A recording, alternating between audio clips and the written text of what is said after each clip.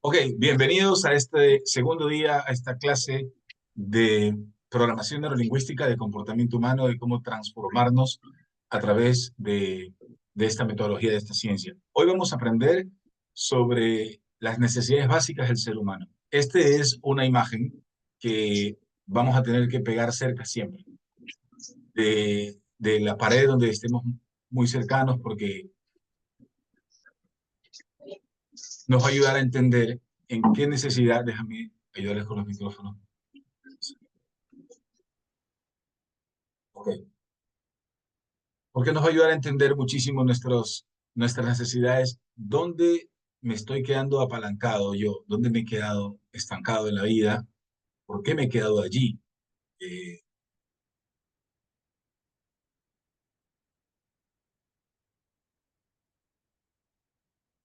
y con esa base yo puedo tomar acciones y decisiones en mi vida. Bien, ahora sí,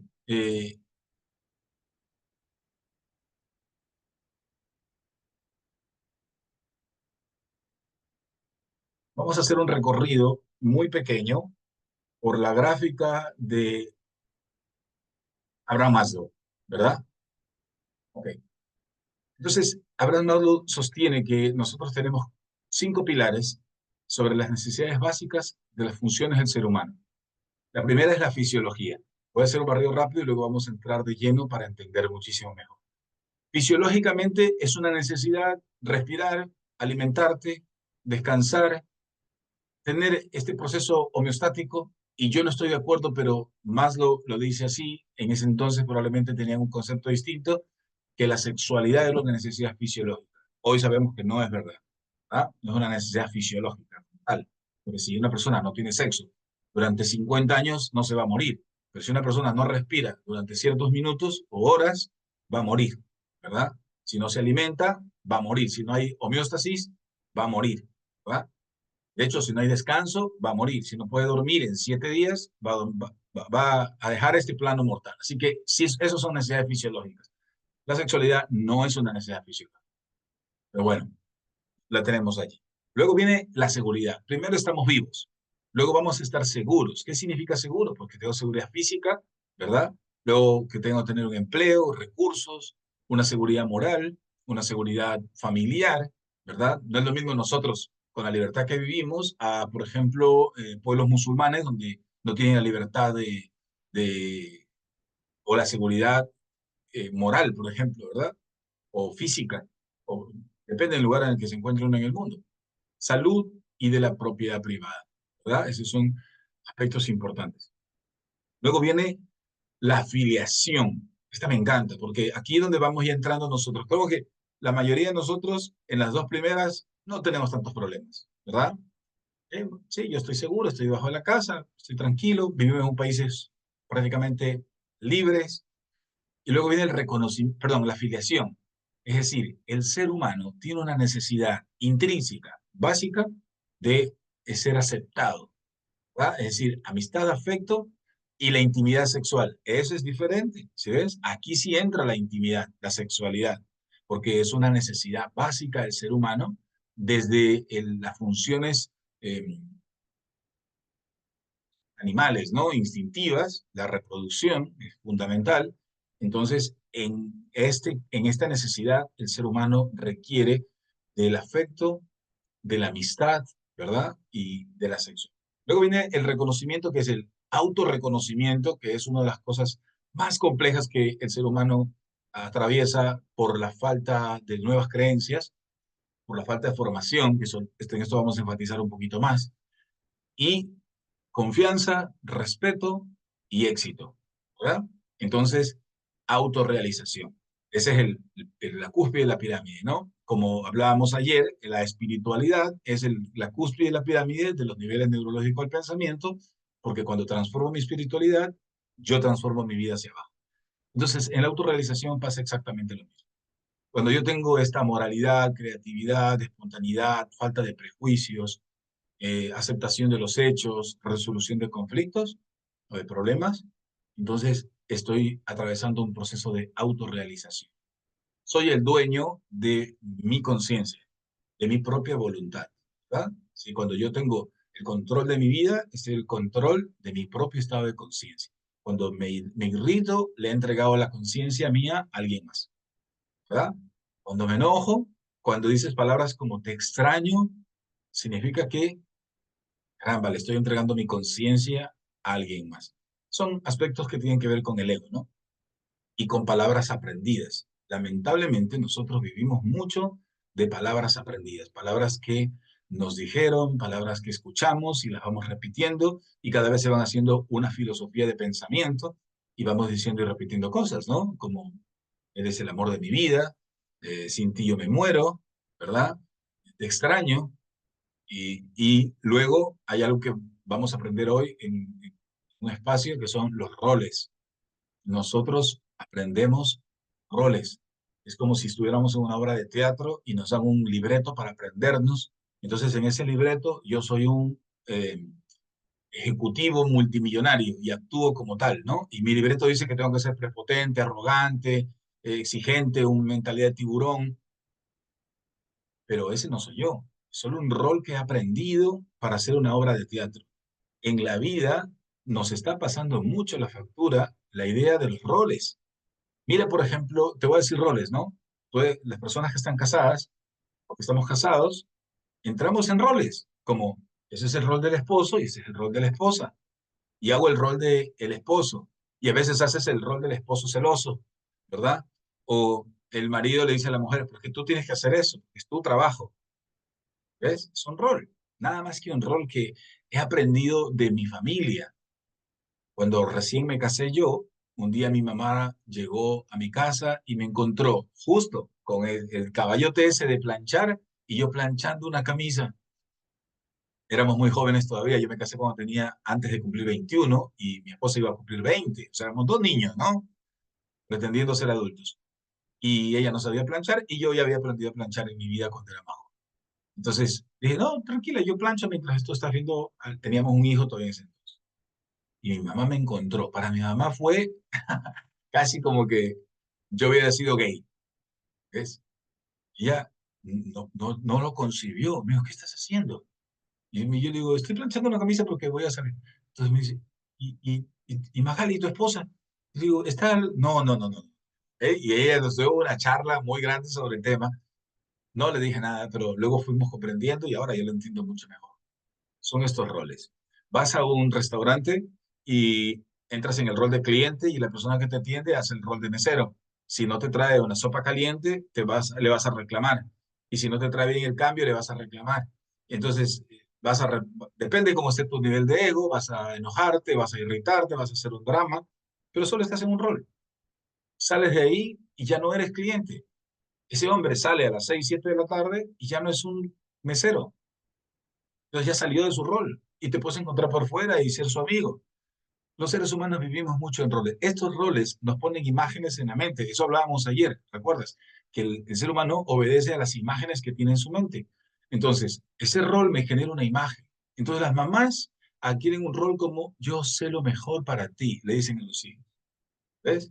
Yo quiero lo mejor para ti, porque tiene un rol en su mente de madre protectora educadora, y un muchacho como de 30 años y todavía quiere seguir educando, ¿verdad? O educando a adolescentes, ¿verdad? Entonces, esos roles hacen que yo obedezca a mis imágenes y simplemente actúe con base a eso. Y ese es uno de los conflictos más grandes que nosotros tenemos hoy en la comunicación de la sociedad, porque las personas se están comunicando desde sus roles, o sea, desde sus papeles en la escena que se han puesto, porque así dijo la sociedad, así nos dijeron que era antes. Hoy ya no, el hombre y la mujer pagan las cuentas por igual, trabajan, se ayudan mancomunadamente, pero antes era un poco más radical esto. Pero todavía nosotros seguimos estableciendo roles, ¿verdad? Estos roles de la vida. En este camino de autorrealización que busca el ser humano como tal, ¿verdad? Estamos siempre entrando en estos procesos de las necesidades básicas del ser humano. El conflicto ocurre cuando tú te quedas en una de esas necesidades básicas. Y yo te voy a contar algo de una necesidad básica ahora dolorosa. Si no trabajas, no comes. Es una necesidad dolorosa. Significa que una partecita de tu vida sigue atrapado en el nivel uno. Si no trabajas, no comes. Entonces te da miedo y obedezco al miedo y el miedo hace que yo tome posesión de este rol en la fisiología número uno. No deberíamos tener ese temor. Sería perfecta nuestra vida si no tuviera que trabajar para ganar el pan de cada día. Sería perfecta, ¿verdad? Pero la gente dice, no, pero tienes que trabajar. Sí, pero también existen mecanismos en los que puedas tú, a través de inversiones, a través de información financiera, empezar a construir activos para que esos activos ganen dinero por ti y tú ya no tengas que trabajar o no tengas que trabajar tanto, ¿verdad? Me encanta mucho hacer un ejercicio del Ikigai, pero me gusta mucho hacer este ejercicio cuando estoy pensando, ¿qué pasaría si yo ganase ahora $1.000.000? ¿Qué me dedicaría si ganase $1.000.000? Y me doy cuenta, por ejemplo, esto lo hice hace como unos casi 4 años atrás, por un libro que estaba leyendo, y decía, ¿qué harías si te ganas $1.000.000? ¿Y saben qué estaba pensando? En cómo mejorar la plataforma, mejores cámaras, mejores luces. O sea, yo seguía pensando en esto. Seguía pensando que voy a tener más tiempo para escribir, dejarme escribir mis libros, hacer más videos, a compartirlos con las personas. Eso es estar en el lugar correcto. Pero si tú dices que yo me ganase $1.000.000, lo primero que hago es renunciar a mi empleo, estás en el lugar equivocado en tu vida. Se dice, voy a dejar a mi marido, voy a dejar a mi mujer, voy a dejar a mi familia, me voy, sigues en el lugar equivocado. ¿Ves? Yo tengo que hacer algo en mi vida o con mi vida que me guste tanto, me apasione tanto, que pueda tomar decisiones a partir de allí. Pasa que nosotros seguimos atrapados en un miedo. Ahora, una necesidad fisiológica se traspolariza en un miedo fisiológico.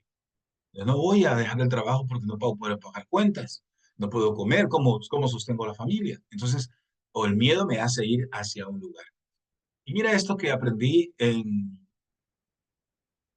me parece que está en el libro Millonario Instantáneo, pero dice que una persona, eh, perdón, Bob Proctor escribió esto en su libro Has nacido rico, de Bob Proctor. Ojalá podamos llegar un día en el club de lectura a estudiar ese libro que es genial. Has nacido rico. Bob Proctor dice que una persona a los 20 años o a los 25 años ya está en capacidad de mantener una familia, ¿verdad? Un joven de 25 años puede mantener y sostener una familia. ¿Y qué pasa cuando llega a los 65 años este joven? Durante 40 años no ha aprendido nada sobre las reglas del dinero. Y hay estadísticas de que si escoges 100 personas, 65 han muerto. Solo 4 son libres financieramente. Uno es millonario y 20 están muertos de hambre. Y dice esta frase que es un poco drástica. Al llegar a la edad de 65 años, estás muerto o muerto de hambre. No puede pensar una persona que está llegando a los 65 años, aún en la escala número uno de la fisiología del ser humano, trabajando por dinero. O sea, impulsado por el miedo. Lo que me impulsa es el temor. No me está impulsando el amor, me está impulsando el temor. Entonces, muchas cosas de la fisiología del ser humano, como la alimentación, el descanso, creemos que ya la hemos superado, pero hay una partecita de nosotros que todavía sigue anclado allí. La seguridad traspolariza en el reflejo inmediato del temor, que es la inseguridad. Y si yo me quedo estancado en esa situación, mira cómo obedece esto, ¿no? No puedo dejar de trabajar porque no puedo comer, pero también, eh, ¿por qué es una persona celosa? Porque tengo miedo de perderte, dice, ¿no? O sea, la gente tiene miedo de perder a su cónyuge, tiene miedo de perder el dinero, ¿verdad? Entonces, estamos en un espejo de inseguridades, ya sea física, bueno, si estás en una inseguridad física es complicado, ¿verdad? Por ejemplo, a nosotros nos pasa mucho ahora en Ecuador porque se proliferó mucho la delincuencia y cuando uno sale con inseguridad física, ¿verdad? Pero si no estás en un conflicto, la inseguridad de perder el amor, de perder el empleo, de perder los recursos, de perder la salud. Tenemos miedo a envejecer. Es increíble.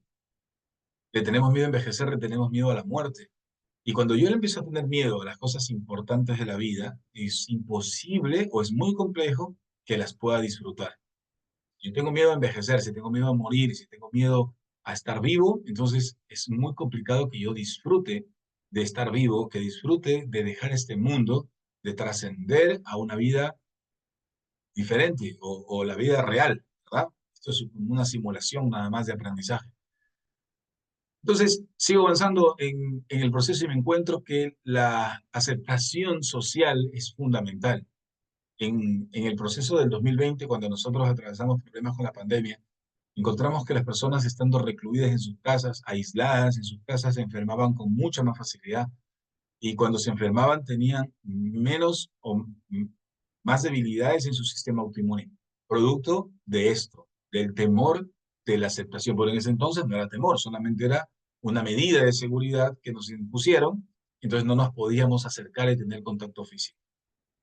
Hay un estudio muy interesante que en China, por la sobrepoblación que llegaron a tener durante la década de los 90 y más, esa sobrepoblación hace que hayan demasiados infantes en orfanatos. Y este estudio, que lo siguió muy de cerca Miguel Ángel Cornejo Rosado, dice que las enfermeras les hablaban, les contaban, ¿no? Que habían dos salas de niños y los niños que no se los acariciaba morían más rápido que los niños que se los acariciaban. O sea, si tú tomabas un bebé recién nacido y solo lo alimentas y no le das cariño, no le das caricias, no le das ternura, su sistema autoinmune no se desarrolla y va a morir mucho más rápido. Mientras que los niños que eran acariciados, tratados con cariño y con ternura, alimentándolos igual, pues sobrevivían más, sobrevivían y crecían. Esto traspolarizado a nosotros es exactamente igual, ¿no? Si yo no tengo aceptación de mis amigos, de mi familia, el ser humano requiere este contacto social. Y hay muchísimos ejemplos. Mario Alonso Puig tiene un caso de un hombre que fue diagnosticado de cáncer y en Nueva York, y cuando regresó dijo, bueno, voy a regresar a mi ciudad natal porque los médicos le dieron apenas como entre 6 y 8 meses. Y cuando regresó a su ciudad natal, sus amigos de la infancia lo fueron a ver y dice que todos los días lo iban a ver, se tomaban una botella de vino, comían mariscos, iban a la playa, porque vivía cerquísima de la playa. Y pasaron los 6 meses y no presentaba síntomas. Los 8 meses y no presentaba síntomas. Al año se dio cuenta que no presentó síntomas. Ese hombre tenía 10 años ya vivo, se hizo análisis y no tenía absolutamente nada. Dice que cuando regresó inclusive a Nueva York a hablar con los médicos que lo diagnosticaron, ellos habían ya muerto. Porque no significa que lo diagnosticaron mal, sino que él se sanó por el contacto físico.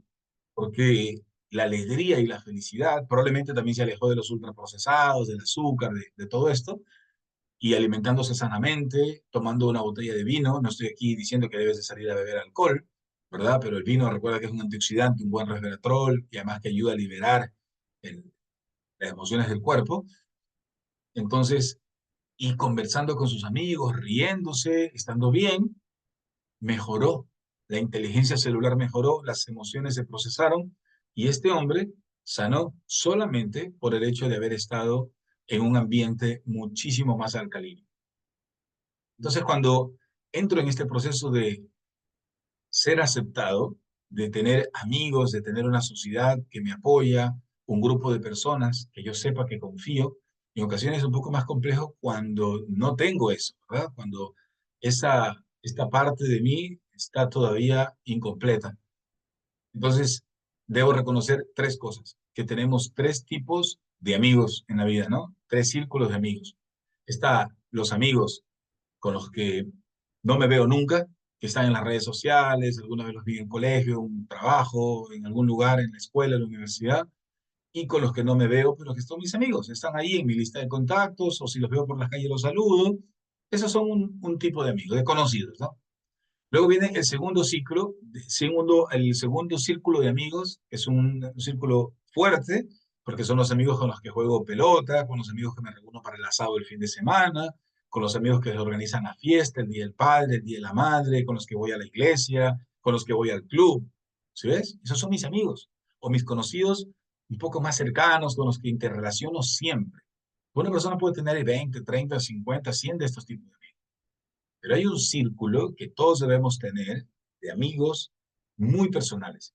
Según sí, Richard Branson dice que no debe sobrepasar el número de 8. O sea, no puedes tener o no deberías tener más de 8 amigos íntimos.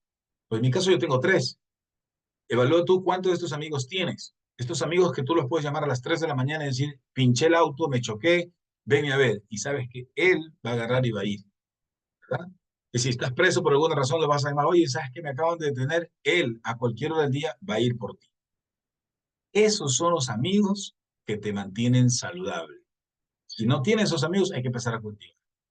Necesitamos empezar a tener amigos que sean el soporte en tu vida, que te puedan ayudar a reír, a comprender, que pongan un hombro para que llores, que te puedan acompañar si no puedes, que te presten el sofá de tu cama, de tu casa, aunque sea si no tienes donde dormir una noche. O sea, realmente no son muchos, son 3, 4, 5. Eh, Ransom dice que pueden ser hasta 8, no podemos más. Y no son los mismos amigos con los que salgo, me reúno, me enfiesto, que pareciera que somos muy cercanos, pero no somos tan cercanos, ¿va? Por ejemplo, yo no tengo ningún tipo de amigos. Eso deberíamos cambiar, ¿ves?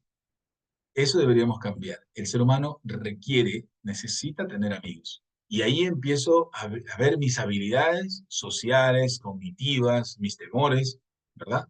Debo empezar a tener un cierto tipo de amigos. Yo les voy a contar esto algo personal, ¿no? Muy interesante.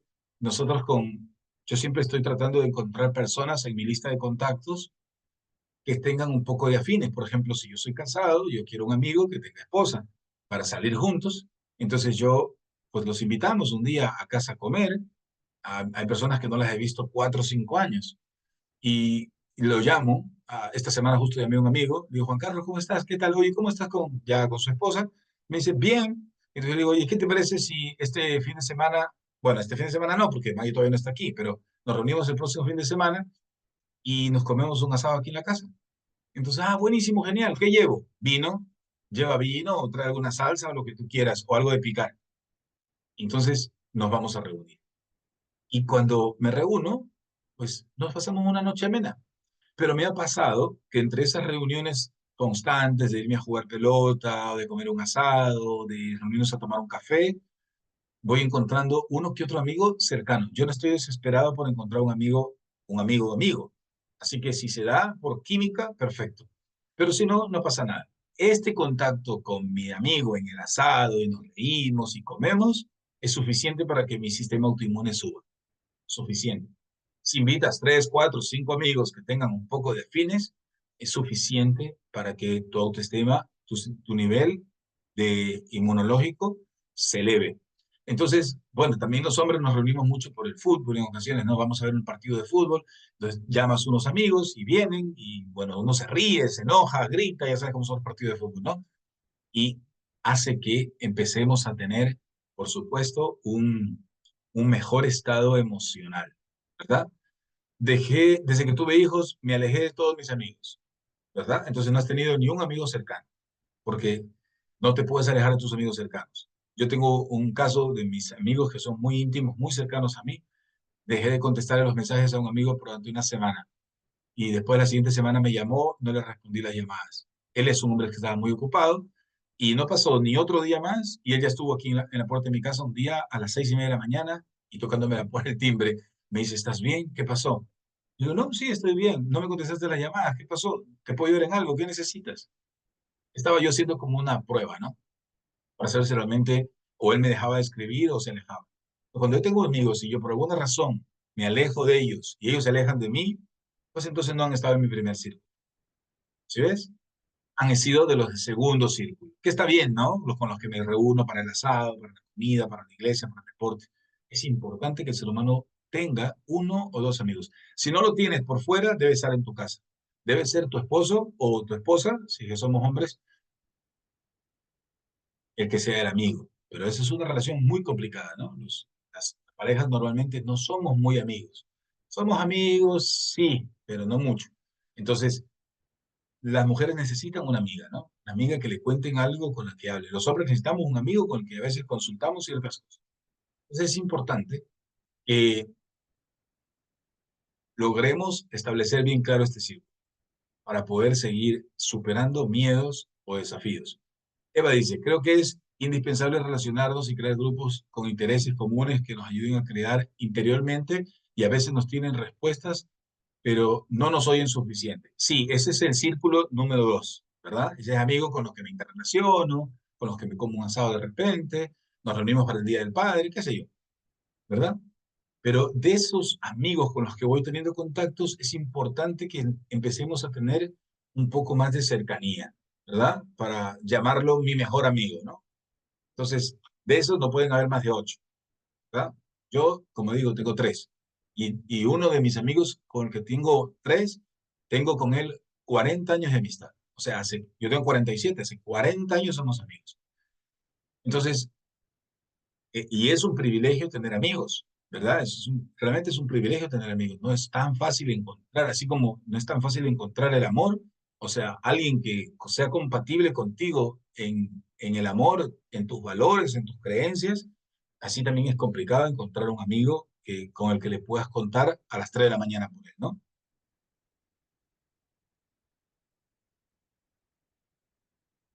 Y cuando yo empiezo a evolucionar, obedeciendo la imagen que mostré sobre esta pirámide, empiezo a entrar en esta parte del reconocimiento. Mira cómo es la vida. Te voy a contar una historia muy breve sobre el tema de el reconocimiento, ¿verdad? William Faulkner en su libro Las palmeras salvajes dice que el ser humano es capaz de hacer cualquier cosa por atención, por reconocimiento. Cuenta, dice en una pequeña analogía, dice que si tú vas caminando por el desierto y estás muchas horas en el desierto o días en el desierto sin beber agua, en un estado de inanición por la escasez de agua y de alimentos, a punto de morir, y encuentras un pozo de agua y al acercarte huele mal, tiene una nata arriba verde, voy a ser descriptivo y quizás desagradable, pero para que lo tengamos bien claro, ¿no? No lo dudes, dice él, tú o yo, cualquiera, se lanzaría de cabeza por esa agua.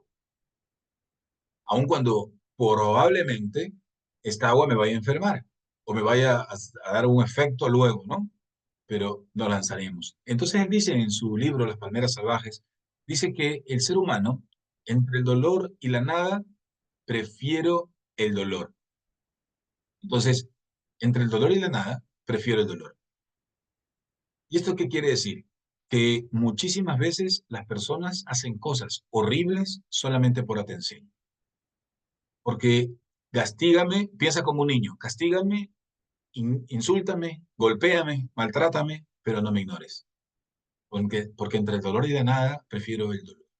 Los niños se acostumbran a que mamá les pegue y después los ame, ¿verdad? Mamá a veces en su proceso de desarrollo todavía no evolucionado, golpea a una criatura y después le dice, lo siento, perdóname, no debía actuar así, te amo. El niño, por su nobleza, va a perdonar a mamá, es normal. Luego, en su mente se dispara un gatillo y dice, ok, tira ese jarrón, pórtate mal, grita, lánzate al suelo, haz un berrinche, porque te van a pegar, pero después te van a amar. Primero viene el dolor y después viene el amor, ¿verdad? Entonces, son patrones de comportamiento que vamos aprendiendo desde niños, desde muy pequeños. Los seres humanos en un trabajo, las relaciones, dicen esto. Ustedes sabían que hay un estudio que el 80% de los celos de una persona hacia su pareja se dan por atención. Se pone celoso o se pone celosa porque simplemente quiere que le diga, tú eres la única persona que yo amo. Contigo voy a estar y con nadie más. No tengo ojos para nadie más. Porque hay una debilidad muy fuerte en el campo de la aceptación. Todavía tengo inseguridades y tengo muchísimo miedo de que me abandonen, de perder el amor, ¿verdad? Entonces, por eso actuamos de esa forma. Por eso mucha gente actúa de esa manera. Arma escenarios, enojos, berrinches, por solamente problemas y conflictos de ego, ¿verdad? Buscamos la autorrealización y a través de la autoanálisis, a través de la reflexión, a través de autodescubrirnos, ¿verdad? Nosotros vamos a empezar a, a encontrar las luces correctas para que superemos estos miedos, atravesemos estas necesidades básicas y vayamos por la autorrealización. Los seres humanos buscamos mucho reconocimiento. Hay ocasiones en que la gente tiene metas en la vida tan mal infundadas que solo obedecen a principios egoístas. Es decir, obedecen a principios como voy a hacer esto para demostrarles que puedo. O quieren tener dinero para mostrarle al mundo que han sido adinerados o que se hicieron ricos. O estudian en una universidad para colgar el título en la pared, ¿verdad? Y que la gente vea que yo soy doctor. Entonces, muchas de estas cosas las hacemos por reconocimiento, porque quieren que la gente lo reconozca al ser humano y que la gente que me está cercana se sienta orgullosa. Todo es por ego, ¿no? No, no es autorrealización, eso no es autorrealización. La autorrealización es cuando yo realmente estudio porque quiero capturar esos conocimientos, ayudar a más personas. Si quiero hacer por alguna razón loca, hacerme rico, una razón un poco utópica y absurda, pero por alguna razón quiero hacerme rico o crecer, ¿por qué lo quiero hacer? ¿Lo estoy haciendo para qué? ¿Para solo satisfacer el ego que tengo por dentro o porque quiero ayudarlo al mundo? ¿Verdad? Entonces, debo ver desde dónde. Y esta es la parte en la pirámide de Maslow donde nos estamos estancando muchísimo y hemos confundido los objetivos de la vida con solamente reconocimiento. En las empresas de network marketing, los multiniveles tienen rangos. Y estos rangos aparecen diciendo cosas como este es un diamante o esmeraldas o platino, porque tienen rangos. El ejército tiene rangos. En las empresas tienes cargos, ¿verdad? Llamamientos, nombramientos. Y muchas de las veces hay personas que ni siquiera les importa ganar más, solo tener un mejor cargo, solo un ascenso y no les pagan más. Entonces, estamos obedeciendo solamente a una escasez, a una necesidad básica, pero que se ha transformado en miedo. Y por eso yo quiero más reconocimiento, estar atrapado en el reconocimiento. La, la autorrealización tiene esencias, ¿no? Por ejemplo, voy a centrarme en 5 puntos de autorrealización. La primera, creatividad. El ser humano para autorrealizarse necesita ser creativo. Es una expresión artística, es autorrealizarte, ¿no? Es una expresión creativa. Eh, Te cito un ejemplo muy rápido. Walt Disney decía que si una persona no tiene dinero, es solamente falta de imaginación.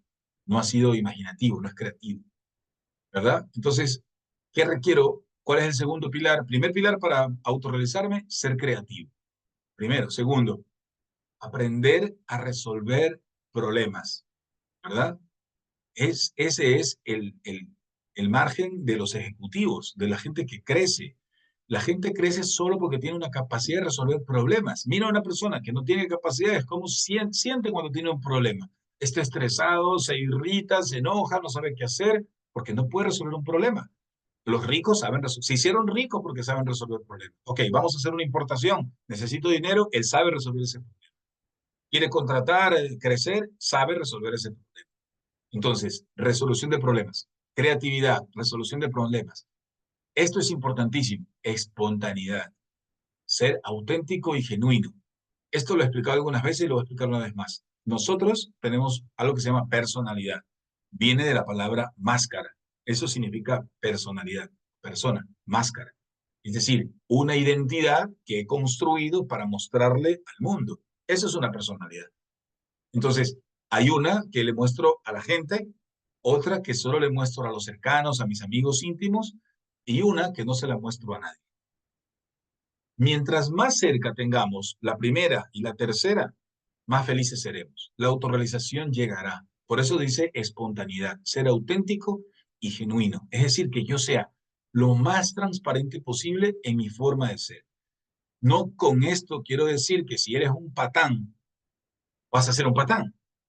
¿Ah? ¿Verdad? La idea es que tú te cultives tanto por dentro que así como eres, te exteriorices en todo lado donde estás. ¿Verdad? Es decir, voy a poner 2 o 3 ejemplos triviales. Yo no consumo azúcar, por ejemplo, y no porque me acepte alguien, digo, ah, sí, dame el azúcar. No, voy a aprender a decir no, ¿verdad? Voy a aprender a decir no. Solo existen dos tipos de licores de alcohol que bebo, que es el vino porque tiene resveratrol y es un antioxidante muy poderoso, y el whisky porque aporta muchísimos nutrientes antioxidantes y es muy bueno para la presión. Y es un alcohol que el cuerpo sí lo puede procesar. Todo lo demás, todo lo que te digan, científicamente el cuerpo no puede procesar ron, vodka, tequila, no lo puede procesar. Es un alcohol que se confunde con la misma molécula química del alcohol de farmacia. Eso daña el cerebro, daña todo. Entonces, si me voy a tomar un vaso de whisky, sé que me va a ayudar para la presión, para pues algunas otras cosas que te ayudan, aparte que una bebida espirituosa, ¿no? El vino que tiene resveratrol es un antioxidante, bueno, detiene el envejecimiento, perdón, ¿te das cuenta? Pero no porque alguien me ofrezca algo, yo tengo que aceptarlo. Entonces, yo tengo que ser lo más genuino posible en mi vida y auténtico para poderme autorrealizar. Vamos a caer en lo mismo que dijimos al principio, ¿no? Tener que trabajar por algo de lo que no me gusta, vivir con alguien con el que yo no soy feliz, estar en un lugar donde no soy aceptado, no me gusta, no soy feliz, entonces no puedo tener autorrealización, no puedo ser genuino, no puedo fingir el amor, no puedo fingir el afecto. Pero yo tengo que ser lo más genuino y auténtico para poderme autorrealizar. De lo contrario, te va a dar lupus, ¿no? O alguna enfermedad crónica degenerativa por vivir en un lugar o con alguien que no quieras vivir. Entonces, y luego voy encontrando en este proceso que la aceptación de los hechos, ¿verdad? Aceptar la realidad como es. En el libro que eh, pienso que un rato lo vamos a estudiar en el Club de la Lectura, pero en el libro de Trascendiendo los niveles de conciencia, hay un nivel que ya supera pues, a la mente superior, es la neutralidad, ¿verdad? Es los niveles de neutralidad. Estos niveles de neutralidad hacen que nosotros aprendamos a aceptar todo. Lo aceptas, ¿ves? Como los monjes tibetanos, ¿no? Ellos no son espiritualmente altos o iluminados, solo adquirieron una característica de su personalidad de neutralidad. Cuando estás en este estado de neutralidad, eres una persona capaz de aceptar. Si eres una persona capaz de aceptar, eres capaz de procesar, ¿verdad? Ustedes han visto las personas cuando reaccionan y muere un ser querido, lo primero que dicen, no, no puede ser, no. Negación. Sí puede ser. Todos cuando nacemos, se dice que el día que nacemos se establece la fecha en que nos vamos. Pero por alguna razón yo no puedo aceptar cosas, ¿verdad? No, no, no, no, no, no, no. Entonces entra en un estado de negación. Si hay un estado de negación, todo el sistema actúa para ayudarme en este proceso de ideología. Entonces, aceptar. Cuando acepto, proceso. Y si proceso, puedo transformarlo desde mi mente subconsciente, que es el poderoso. El consciente no es el poderoso, el subconsciente es el poderoso. Entonces yo acepto todos los procesos, ¿verdad? Los acepto. Y aunque no puedo explicar tanto sobre esto ahora, pero esa es una esencia poderosa de desarrollo y de crecimiento personal. Aprender a aceptar la realidad tal como es. No a ser realista, por supuesto, sino aceptar lo que está pasando tal y como es. ¿Lo aceptas? ¿Tienes sobrepeso? Lo aceptas. ¿Te falta un 20 centímetros de la pierna? Pues lo aceptas. Y te aceptas como eres y empiezas a darte una valoración, porque el ser humano tiene la necesidad de la estima, ¿no? Y hay personas que tienen una estima alta y otras que tienen una estima baja, ¿verdad? Entonces, si tengo estima baja, voy a necesitar más reconocimiento, más atención, más estatus, más fama, más respeto de los demás. Eso busca la autoestima baja. La autoestima baja busca hacerse rico, busca ser reconocido, poco más y la gente le diga ingeniero, ¿no? Que le diga doctor. Hay gente que se presenta con su título académico. Eso me parece todavía en el 2024 algo loco. La gente se presenta, el doctor Eduardo Chávez, anda, sigue estudiando en la universidad, me van a decir, porque qué absurdo que todavía tengas que interponer tus estudios académicos. Un día me presentó alguien una tarjeta de presentación que tenía casi como 12 títulos, era máster, magíster, excepto en las universidades, colegios, los educadores, por supuesto, ¿no? Los militares, por supuesto, tienen que ser tratados por sus rangos y por sus sistemas académicos. Pero hace poco estuve haciendo una conferencia en una escuela y le decían magíster a una educadora, ¿no? a una profesora. Pero yo digo, o sea, ¿por qué le dice así? Porque ella hizo una maestría, pero hizo ella, para ella, no la hizo para el resto. ¿Ves? O sea, el conflicto está en que nosotros vivimos en estas autoestimas bajas y la autoestima baja requiere hacer esto en la vida. Las personas con autoestima alta, pues primero tienen respeto por uno mismo, ¿verdad? Confianza y la competencia y la independencia. Eso busca una persona con autoestima alta. Te repito, respeto por uno mismo, ¿verdad? Confianza, competencia e independencia. Las personas con una autoestima baja, reconocimiento, atención, estatus, fama y respeto a los demás. Quiere que la gente los respete, los idolatre en poco. Entonces, cuando yo tengo estas esencias, estos matices de mi personalidad, tengo que evaluar y decir, ¿estoy en autoestima baja o no? Por eso dicen que las personas con autoestima baja nunca adopten un gato, necesitan un perro, ¿verdad? Las personas con autoestima alta, no adoptes un perro, adopta un gato, ¿verdad? Y te lo voy a explicar muy rápido. Y esto es un video que encontré por las redes sociales, pero es muy interesante. Cuando tú llegas a casa, el gato se inmuta, le da lo mismo. A él le suda que tú hayas regresado a casa. Pero el perro está que celebra como un evento increíble que tú hayas logrado volver a tu casa. Y se mueve la cola y salta y grita y te saluda, ¿verdad? Pero el gato no. El gato tal vez te mira. Eso, si tiene hambre te va a buscar. Pero tal vez y esto es que te mire. Entonces, si tú tienes la autoestima baja y el gato no te quiere, no te da amor, no te da cariño, dices, pero ¿por qué no me quiere? Quiero que el gato me quiera y le doy más comida y lo acaricio porque quiero que el gato me quiera. El gato no es que no te quiera, sino que él sí tiene una personalidad altísima. Recuerda que esos seres tienen la sabiduría mucho más desarrollada que nosotros, son mucho más sabios que nosotros. Entonces ellos pues saben claramente cómo son las leyes del amor. Y si tú necesitas, él te da más, se vuelve meloso. Entonces, en cambio el perro no, el perro es para personas con autoestima más baja, ¿verdad? Por eso te dan más trabajos también, los gatos no te dan trabajos. Cuando quiero entrar en otro principio de autorrealización, tiene que ver con la moralidad. Una persona autorrealizada vive con principios morales y éticos, ¿verdad? Y lo que voy a decir es un poco fuerte, pero lo dijo Iván Pavlov. Si una persona necesita una religión para ser buena, es como un perro que necesita ser amaestrado. Las personas con autorrealizaciones obedecemos a una propia moral, a valores propios de respeto, ¿verdad? A valores propios éticos y morales. Entonces, las personas que no se realizan todavía o que tienen conflictos en su vida de autonecesidad son infieles, adulteran, traicionan a la pareja, a los amigos, cuentan chismes, ¿verdad?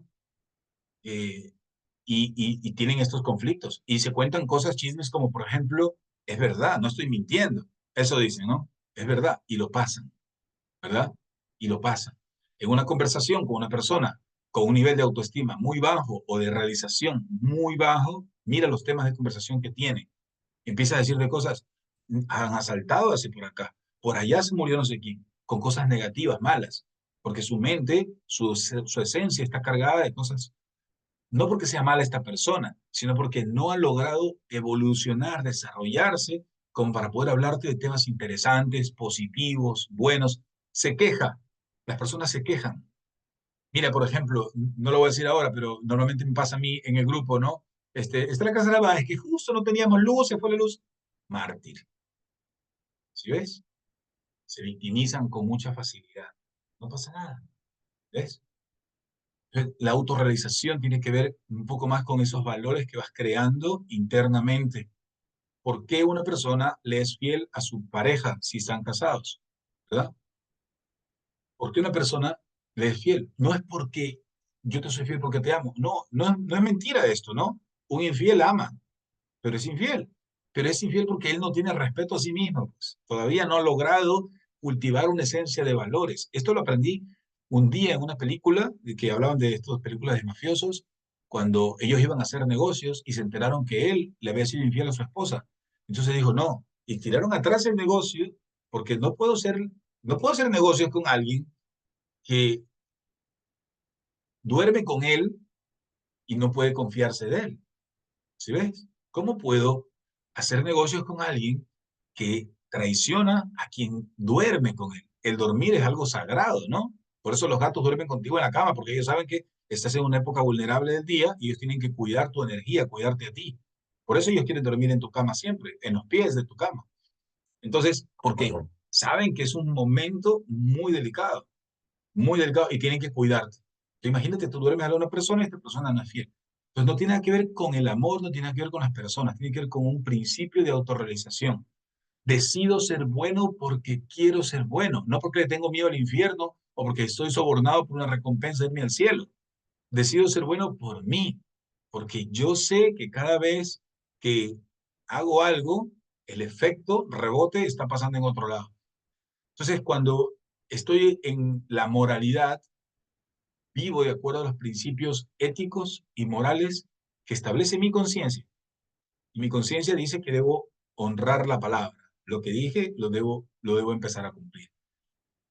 Entonces, hemos visto muchísimos casos en la vida de autorrealización que han venido, bueno, el mundo está repleto de personas que vinieron en casos adversos, ¿verdad? Que vinieron en situaciones muy adversas y que se autorrealizaron en la vida, ¿verdad? Um, Personas que tuvieron menor capacidad intelectual que cualquier promedio, como Albert Einstein, ¿verdad? Que cuando era niño su cerebro no había evolucionado todavía, no se había desarrollado y todavía se creía que no era una persona que usaba su capacidad intelectual al máximo. Luego, cuando fue adulto, pues nadie ha utilizado el cerebro tanto como él, ¿no? Eh, y se autorrealizó a través de las teorías de la física. María Curie, por ejemplo, ¿no? Con la adversidad que tuvo en su momento, ganadora 2 veces del premio Nobel. Así hay deportistas, atletas, personas normales que se autorrealizan. Pero la autorrealización más importante es la autorrealización del ser, ¿verdad? La autorrealización del ser como tal. Cuando, cuando tú entiendes este tema de la autorrealización, entiendes algo que hablamos mucho en hipnosis de regresiones. Dice que las evidencias indican que somos un espíritu con cuerpo y no un cuerpo con espíritu. Es decir, que el cuerpo es una ilusión que se desvanece. Y yo tengo que aprender a hacer que la parte de mía, que es eterna, tenga más fuerza. Es verdad que tengo que cuidar el avatar en el que estoy, ¿verdad? Tengo que darle ejercicios, alimentación, etcétera. Pero no soy un cuerpo con espíritu. Somos un espíritu que tiene un cuerpo temporalmente. La vida no es cuando naces y cuando mueres. La vida real está en otra dimensión, cuando dejas este cuerpo físico. No existe la muerte, recuerda, es una ilusión que vive y experimenta el que se queda, no el que se va. La muerte es una irrealidad, es una ilusión del que se queda. Por eso me gusta mucho la película Interestelar, porque muestra claramente este efecto de la vida y la muerte, ¿no? Entonces, la muerte no es algo real, es una ilusión que experimenta el que se queda. El que se va, no, porque la vida sigue. De hecho, se dice que volvemos a la vida real. Estamos aquí solo un tiempo como adquiriendo experiencias, formándonos para seguir nuestra vida normal. Pero acá tenemos otro contexto de vida. Entonces, mientras estoy aquí, debo buscar autorrealizarme. Y por eso voy a repetir las palabras del Gautama Siddhartha, del príncipe Buda, que decía, qué raro que hayas nacido humano. Y qué raro también que hayas escuchado sobre la iluminación. Vamos a cambiarla ahora por la autorrealización. Y más raro aún que la busques. ¿Sí ves? ¿Cuántas personas nosotros conocemos que están hablando de esto o que están en una clase como esta? ¿Cuántas personas están leyendo libros que nosotros leemos? Y yo, cuando a veces tengo yo siempre digo contacto con el mundo exterior, con la gente, con amigos, y estamos hablando, y yo solo escucho sus conversaciones y son muy superfluas, está bien porque eso es lo que ellos quieren en sus vidas, pero no están buscando iluminarse. Entonces, como no están buscando iluminarse, están buscando reconocimiento. Entonces quieren comprar una casa más grande, un coche más elegante, ¿verdad? Publicar todo en las redes sociales, porque están buscando fama, reconocimiento y no autorrealización propia. Recuerda, no es el que más tiene, sino el que menos necesita, el que es feliz. Pero tengo que ir evaluando mi vida de acuerdo a los niveles de las necesidades básicas, como dice Abraham Maslow y como lo hemos estudiado hoy. Si yo todavía, pone cuidado, tengo que trabajar por dinero, porque si no trabajo no como y me muero de hambre, entonces estoy atrapado, una parte de mí está atrapada en el primer pináculo de las necesidades básicas. Deberíamos a estas alturas todos vivir ya en autorrealización financiera o deberíamos estar percibiendo ingresos por no trabajo todavía, o sea, por cosas que ya no estoy trabajando, como rentas, ya sea de libros, de canciones, de inmuebles, inversiones, de comisiones, etcétera. O personas que crían sus propios huertos y viven de eso, ¿no? Tienen sus tierras y cultivan y viven del agro. No es el que más tiene en la vida, sino el que menos necesita, el que es más feliz, ¿verdad? Y dejamos esto allí. Eh, Hace poco estaba viendo la historia de un futbolista español y él decía, ¿no? Yo no me puedo comprar una camiseta de $600 y mi hermano todavía no la tiene. No la necesito. ¿Para qué voy a comprar un carro de $4 millones si puedo comprar un edificio que me puede ser rentabilidad? Entonces, ¿desde qué parte opero y de qué parte yo estoy actuando constantemente? Bien, eh, preguntas, dudas o inquietudes. Si tienen preguntas, encantadísimos de resolver dudas o cualquier inquietud que tengan. ¿Cómo podemos aplicar a nuestra vida? Estoy totalmente abierto.